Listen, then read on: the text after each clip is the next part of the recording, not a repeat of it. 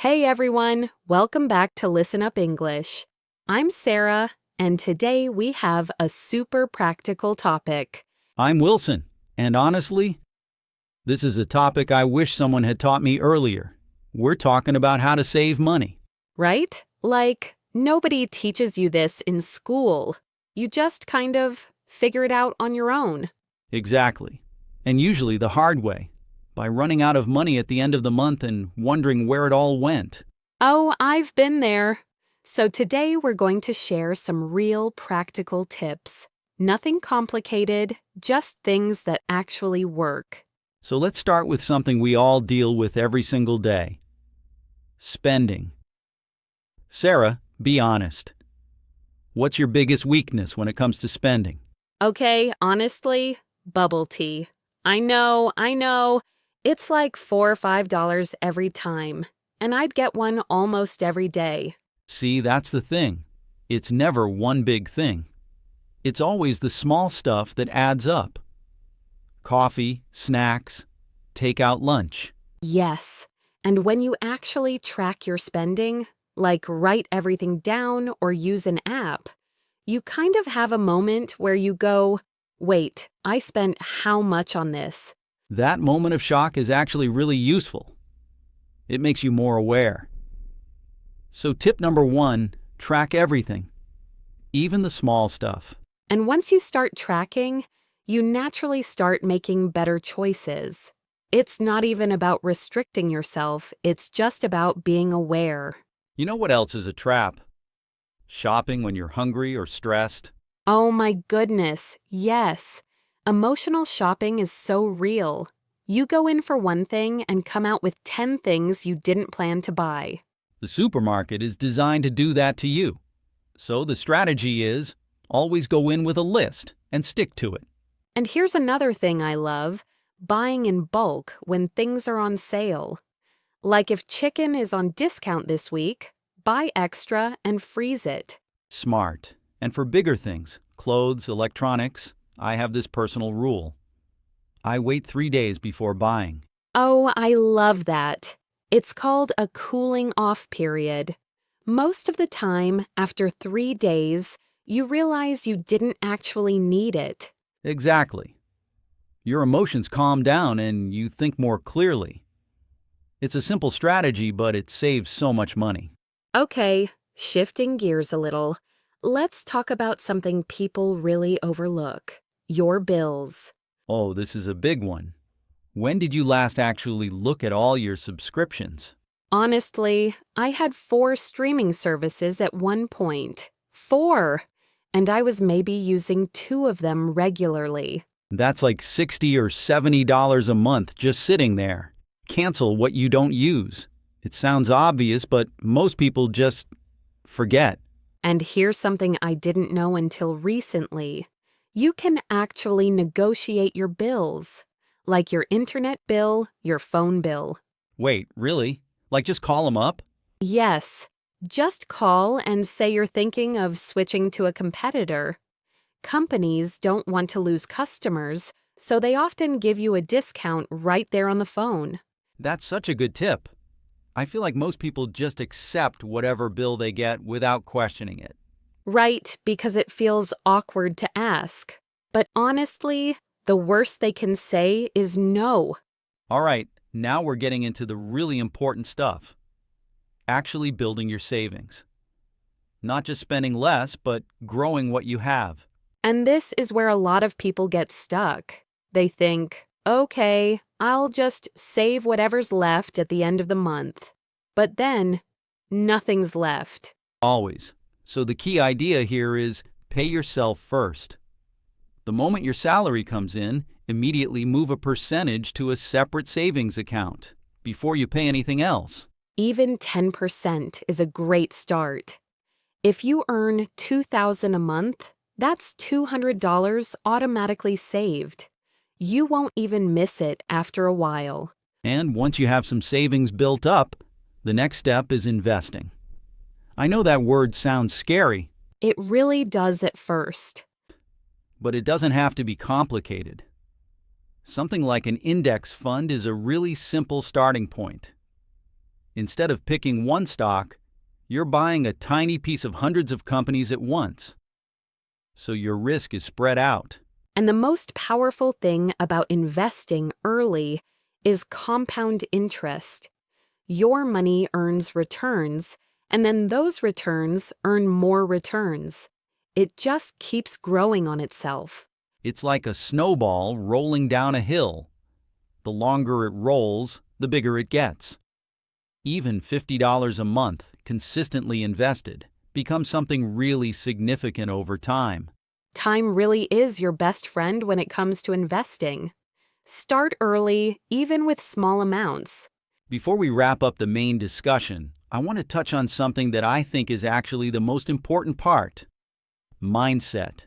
Yes, because all the tips in the world don't work if your relationship with money isn't healthy. A lot of people have what's called a scarcity mindset. This feeling that there's never enough. And paradoxically, that mindset can actually make you spend more. Because you're anxious, so you spend impulsively. Or you feel like you deserve to treat yourself because money feels so stressful. So the shift is, instead of thinking about restriction, think about being intentional. You're choosing what truly matters to you and spending on that. I love that reframe. Saving money isn't about being cheap. It's about being in control of your own life. Well said. Okay, should we move on to vocabulary? Let's do it! All right, everyone, let's go through some key words from today's conversation. Words you'll actually use when talking about money in real life. Wilson, you want to start? Sure. Word number 1, track. Track. To track something means to follow it and record it over time. Think of it like following footprints. For example, I track all my expenses in an app every week. Word number 2, strategy. Strategy. A strategy is a plan you make to achieve a goal.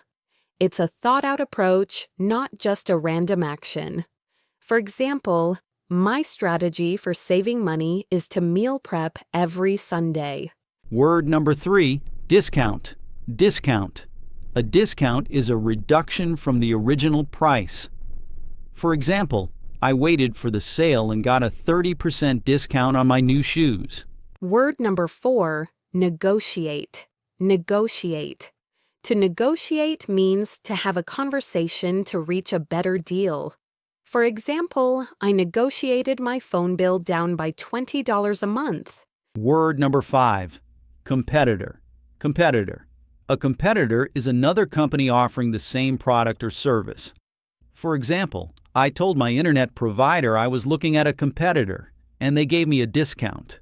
Word number 6, savings. Savings. Your savings is money you have set aside for the future. For example, I have 3 months of expenses in my savings account as an emergency fund. Word number 7, salary. Salary. Your salary is the fixed amount of money you earn from your job, usually paid monthly.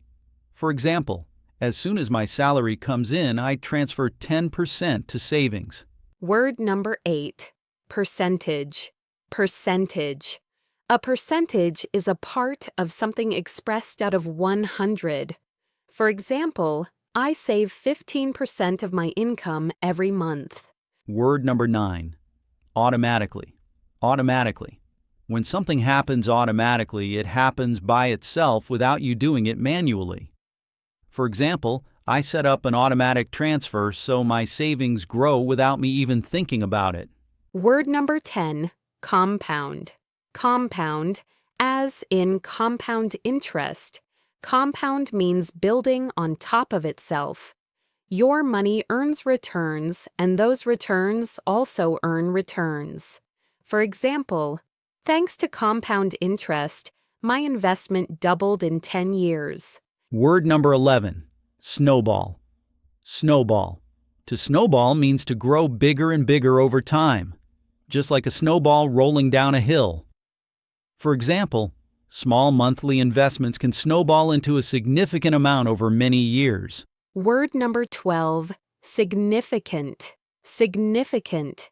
Significant means large or important enough to make a difference. For example, even small savings can grow into a significant amount over many years. Word number 13. Mindset. Mindset. Your mindset is the way you think about something, your mental attitude. For example, changing your mindset about money is the first step to financial freedom. Word number 14. Scarcity.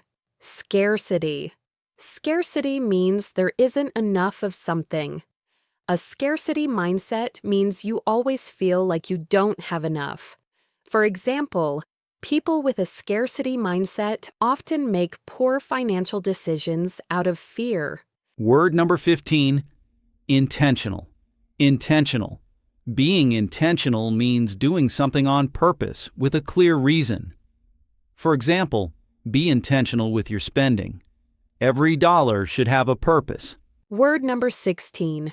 Reframe. Reframe. To reframe means to think about something in a new and different way. For example, instead of thinking about saving as restriction, reframe it as taking control of your life. Quick recap: track, strategy, discount, negotiate, competitor, savings, salary, percentage, automatically, compound, snowball, significant, mindset, scarcity, intentional, reframe. Try to use at least 2 or 3 of these words this week in a real conversation or in your journal. That's the best way to make them stick. Thanks so much for listening to Listen Up English. If this episode helped you, share it with a friend who's also learning. See you next time. Keep learning, keep growing. Bye. Bye, everyone. Take care of your money and your English.